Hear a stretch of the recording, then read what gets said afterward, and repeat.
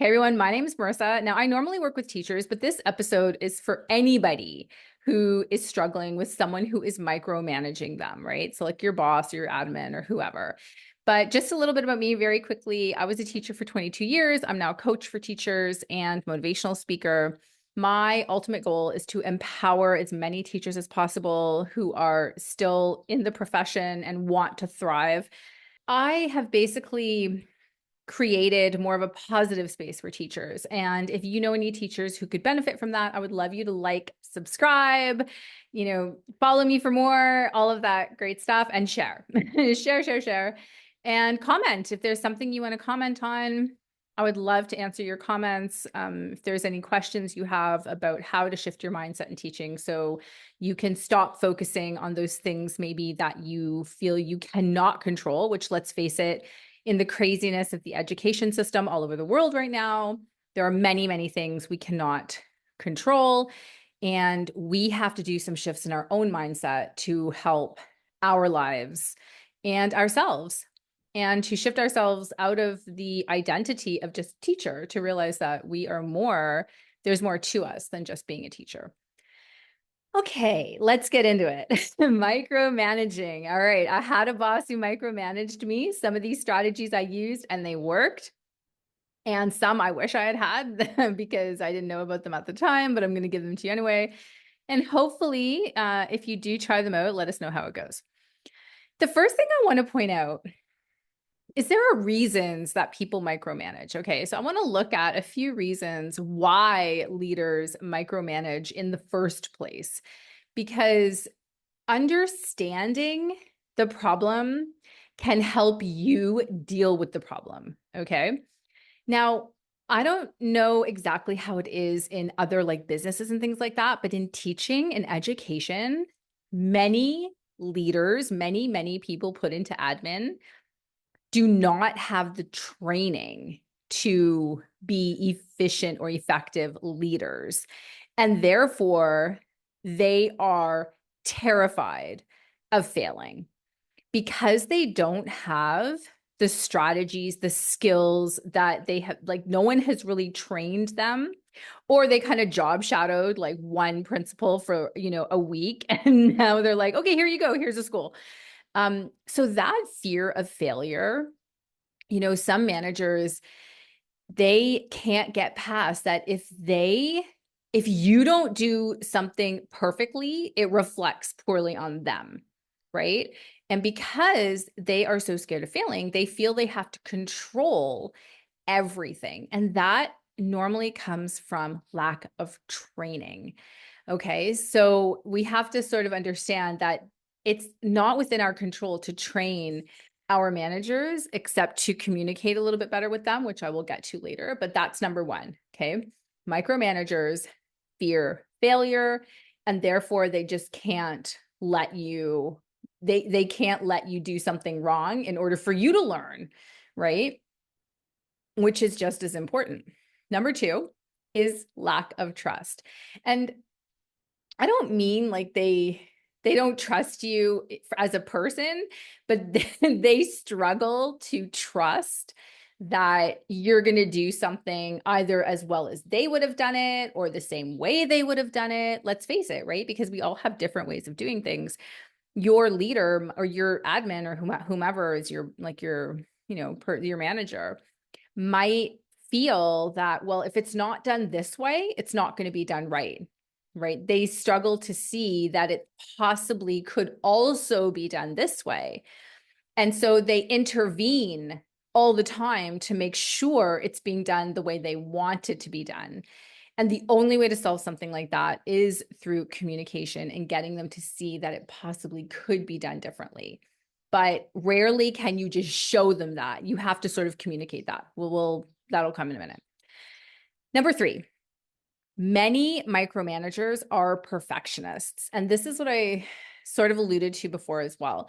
They have ridiculously high standards, and they don't understand, especially in teaching, that there are some things that just need to be done quickly so that the other things can be done more efficiently. And they expect that everything has to be done perfectly. They have this high and sometimes very unrealistic standard. And it's hard to kind of work with them. And also they don't want to delegate because again, they don't think that everybody can do it to the standard that they want it done. You have to show them that it can be done, or you have to show them that it's not as relevant, right? It's not as important that this gets done to such a high standard because it's more important that we focus here. Number 4 is, and this comes back to my lack of training, it's inexperience, right? Your less experienced managers, they don't have the confidence to empower their team, especially if people in their team maybe are older than them. They feel they might have like imposter syndrome. They feel that they can't do it properly. They don't have the knowledge. So we have to sort of forgive them for that because it's not their fault that they didn't get the right training. The best thing you can do maybe is like slip them a training, I don't know, course or something like that. Like, hey, you should consider taking this course. Could be really, you could learn, even more about being a great manager, that kind of thing. And the last one, which will not surprise anyone, is pressure from above. If your manager has to answer to another boss or group of bosses, and if that group of bosses is very demanding, like it can definitely be in education, then the pressure gets passed down. When the pressure gets passed down, the manager doesn't know what to do except to kind of transfer his or her pressure onto you because they are so stressed. That stress automatically channels to the team. They're not as, maybe equipped at dealing with their stress. That could also be something that comes into play with micromanagers, and you don't want to, have to worry about that. Now, let's have a look at some ideas that you can use to sort of help get through with this micromanaging thing. Because remember, you're not going to necessarily change them, but you can influence certain things. You are in control of certain things that can help make the micromanaging less and less frequent. And I know with me, when I did a few of these things, it didn't happen right away, but within a few weeks, I noticed like my manager just wasn't coming to me as often. She wasn't emailing me as often. She wasn't coming into my class as often because I had put a few strategies in place. Okay, so the first strategy is proactive communication. Okay, I cannot stress enough the communication. What I would do is once, she came into my classroom like pretty much like all the time. Every week, I would do it via email, but today I might actually even do it via voice note. What I do is I just give her an update email like once a week, right? It started out being twice a week. Then I went to once a week. And I would just basically share like what our class was working on, upcoming projects, right? If there was anything unexpected had happened, just sort of giving her a little update on what was going on in my week. And I know this is a little bit of extra admin, but it helped. Like it really did help. Like like I said, in a few weeks, she was coming to my class like less and less and less because she knew what was going on. And that is the first thing I would say is, right, micromanagers, they don't know what's going on. So they're like terrified that you are going to do something the way they don't want it done. So when you go and you just kind of give them a quick email to say, okay, these are the things we covered, you can even bullet point it. They feel like, oh, okay, that sounds good. Then I don't have to worry about that. That's one, and right. And they like transfer onto someone else. Which, I know we don't want to send that to our colleagues, but you can tell them, you can send them this video and they can do the same thing. And yeah, basically over time, the visits got less and less. Okay, number 2, this is a really big one. Clarify expectations. This, I really can't stress enough. This is one of the number 1 biggest problems in like schools is the lack of communication, right? Okay, we know this. It's right. Things like you have 12 WhatsApp groups but none of them is going to tell you what you need to know, or the information you needed to know was up here and then 13 people like said something like thank you, thank you, thank you, thank you, and you missed it, right? It was up there but you missed it. This is where your clarifying expectations comes in, right? So if there is something specific that your manager, your admin is micromanaging you on, get clarification. If it's your lesson planning, say exactly where do you want me to save it?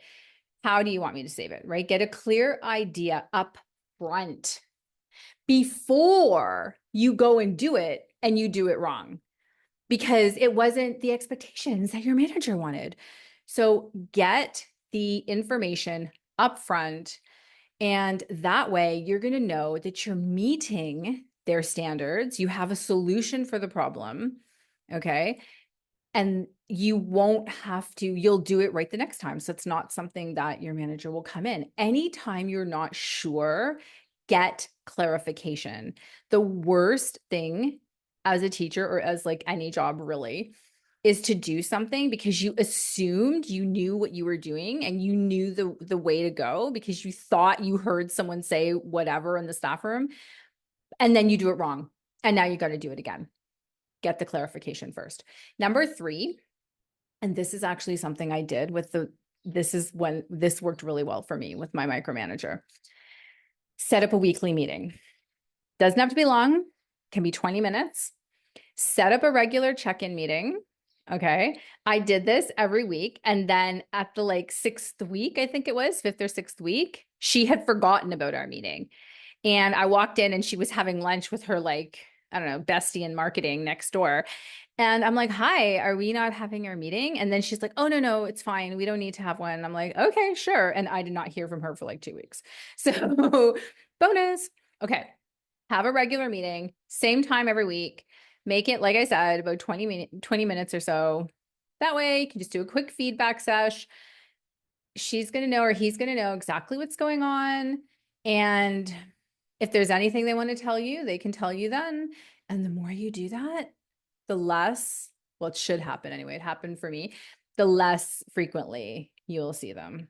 Okay. Because they know they're meeting with you, aren't they? And like on Wednesdays at like 10 o'clock. So it's fine. Number 4, demonstrate reliability. Okay. This one is a little bit, I might get some pushback on this because it is hard sometimes for teachers to stay up on top of everything, including like your organization, your grading, your communication with your students and your parents. But micromanaging does often happen if the administration, your manager doesn't think you're doing, like you're keeping things organized. Okay. I'm not saying you're not keeping things organized. I'm saying your manager doesn't think you're keeping things organized. So you have to show them, like, I'll give you an example. When I was teaching in grade 6, we had 2 grade 3 teachers, right? And the one grade 3 teacher, her classroom was like immaculate. It looked so good. Okay. At the end of the day, because she would get the kids to, you know, clean up and whatever. Like she had a system. But the other grade 3 teacher was a train wreck. Her classroom looked like all the other classrooms had just come and like dump their garbage in there. Like everything, like the books were disorganized. Everything was disorganized. And then the kids were disorganized and she would just like let them go. And then the class was still disorganized. She got visited way more frequently. And I'm not saying she's not a great teacher. I'm just saying she got visited, the one with like the train wreck classroom got visited by our admin way more than my other colleague did. Because in the admin's mind, this one over here with the train wreck classroom is more disorganized and needs more managing. Okay. So just like try to keep yourself as organized as possible. And that tends to, once your admin tends to see that you are like, especially the best thing you can do is when they come in and they're like, oh, can you give me this, or what, have you done this and this? You're like, yeah, did that like yesterday. Here it is. Right. Then they start to say, oh, okay, well, so-and-so is really, they're okay. I might not need to worry about them as much. Okay. Let's go. Number 5, asking for feedback and involving your micromanager. So now when you've got this manager, right, what do? You moan about them, you complain about them, you feel anxiety around them, you don't like them, okay? You wish they would go away. But what if you could just shift your mindset a little bit and really ask, like, involve them in decisions, or involve them, kind of get feedback from them, right? Instead of waiting for them to come to your classroom, just kind of like when you see them, be like, oh, hey, like I did this. Like, what do you think? What do you think of this? Would you rather I do it this way or this way? I know that's like, why am I doing this? But it's because we've got to manage the micromanager. Okay. That's the key. So we've got to learn the strategies instead of just like, I'm feeling anxiety because they're coming in again. Don't they know I can do my job? Of course. Okay. You can do your job. We know that. But we got to work a little bit more delicately here with the micromanagers. So we're going to ask for feedback and involve them. Okay. So if you're planning a big thing, be like, hey, I'm doing this, I'm planning this. Like, do you think I should try this way or this way? Like, even though you know you're going this way, see what they say, right? See if you were right. See if you were on the same track as they were. Who knows? Okay. But involving them, it helps them feel like you want their input. And as a result, they are less likely to bother you as much. Will they bother your colleagues? Probably, but not you. Okay, number 6, 3 more to go. Autonomy. Okay, so this is now like, okay, you've put in the strategies. Now you want a little bit more independence, right? And this happens when you're asking again for the feedback. So if there's something that you feel specifically they're micromanaging you on, once you show them that you can handle it the way they want it to be handled, then you can go in and try to ask to do something new, right? Because micromanagers don't like things new. They don't like new teaching methods and things like that. So that's when you can go in and say, hey, like, I saw this YouTube video and this idea really struck me on how we could maybe teach this science unit and maybe focus it on going outside or something like that. And these are like, this is how it helped the kids. Do you think I could try that? And like by this point, you've gotten into the good books, right? Because you've tried all the other strategies that have been now like taking your time to sort out the other strategies. And what is your admin going to say? First of all, your admin's going to actually think about it because it's coming from you and you've built that trust now. Oh, okay. Yeah, sure. That sounds cool. Like, let me know how it goes. Of course, let me know how it goes, which you will. But now you've got that opportunity to try something new. Okay. If they don't like it, it's okay. It just means that you haven't built up the trust yet. Don't stop. Keep going. All right. It gets better and better. I promise. Now, number 7, thank them. I know that's like, but express appreciation for their guidance. Okay. Quote unquote, air quote guidance. Okay. Instead of getting frustrated with all the quote unquote feedback they're giving you, show appreciation, right? Like, oh my gosh, your tips have really helped me with classroom management. Maybe they didn't, but that doesn't matter. Tell her they did anyway. By expressing that gratitude, that acknowledgement, it can help a relationship. It can soften a relationship. And micromanagers will tend to step back when they feel that there's like a better relationship because you've built the trust, right? So even if you maybe don't agree, if you did something, if they gave you tips on something and you're like, okay, my God, I can't believe I've got to use this, use it. And then be like, thank you so much for giving me those tips, And maybe there is something that they offered you and you were like, wow, okay, that's actually a really good idea. Thank them. Thank you. That expression of appreciation can really go a long way. And last but not least, this links in as well to the building trust, but focusing on, obviously keeping them in the loop on updates, on results, on any issues you're having with parents and things like that. That's also building trust. But when you go to them with a problem, also getting them to help you come up with a solution, but having a solution in your head as well can get them to see you as a coworker where they still have to, give you the advice that they're supposed to give you, but they see you as someone who's working with them rather than against them. So the more you can say like, okay, this is a problem I'm seeing. This is the solution I think could work. What do you think? Right? And then you continue focusing on building that trust. I can't express enough that building the trust is key. Get to know, we're talking about all the time making connections with the kids. Make a connection with the principal too, with your manager. What is their, like, what do they value the most? Like, what are they really keen? Do they really want the best test scores? Do they want the best student engagement? Where do they want your focus to be? What's the most important to them? But also, what's important to them maybe outside of being a manager, right? Because every now and again, if you can ask them a question about their likes or dislikes, that's probably something people don't ask them. And that is something you can help, that will help you gain that autonomy in your teaching approach. Okay, I'm going to stop there.